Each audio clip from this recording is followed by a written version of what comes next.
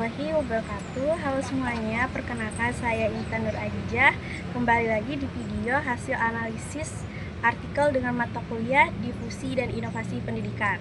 Nah, di sini saya akan membahas hasil analisis artikel yang berjudul Pengambilan Keputusan Inovasi, yaitu ditulis oleh Muhammad Zain Damanik dan Dea Novita, serta dipublikasikan pada tahun 2025. Pertama, pada bagian pendahuluan, menurut saya artikel ini sudah cukup kuat karena menjelaskan bahwa inovasi menjadi kebutuhan yang penting di era globalisasi serta perkembangan teknologi saat ini. Penulis organisasi harus mampu beradaptasi agar tetap relevan serta kompetitif.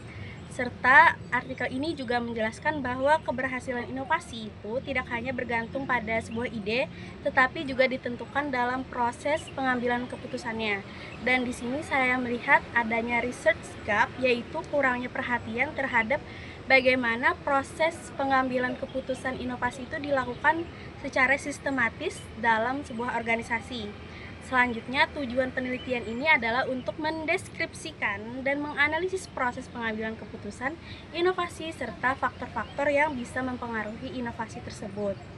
Dan menurut saya tujuan ini itu udah jelas dan terarah karena di sini tidak hanya membahas bagaimana prosesnya, tetapi juga bagaimana sih faktor apa saja yang menentukan sebuah keberhasilan inovasi ini. Dan dari sisi metodologi penelitian ini juga menggunakan pendekatan kualitatif, deskriptif dengan teknik pengumpulan data berupa wawancara, observasi, serta dokumentasinya. Dan metode ini menurut saya juga sudah tepat karena bisa memahami proses secara mendalam sih bagaimana inovasi ini. Kemudian pada hasil pembahasan ditemukan bahwa proses keputusan inovasi dilakukan melalui beberapa tahapan, yaitu dari identifikasi masalah, analisis kebutuhan, serta diskusi partisipasi, dan terakhir ada pengambilan keputusan oleh pimpinan.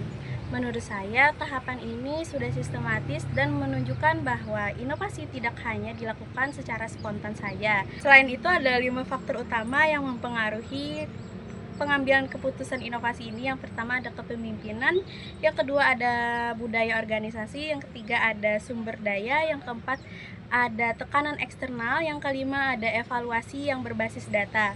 Nah, hal ini itu menunjukkan bahwa keberhasilan sebuah inovasi itu sangat berpengaruh oleh kondisi organisasinya secara menyeluruh.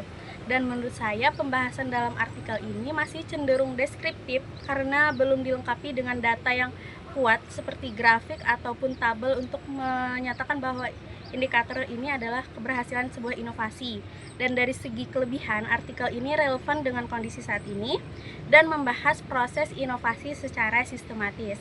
Sebagai kesimpulan, artikel ini menyatakan bahwa pengambilan keputusan inovasi merupakan faktor penting dalam sebuah keberhasilan. Menurut saya, kesimpulan ini sudah sesuai dengan hasil penelitian, meskipun masih perlu penguatan pada analisis datanya. Sekian dari saya, wassalamualaikum warahmatullahi wabarakatuh.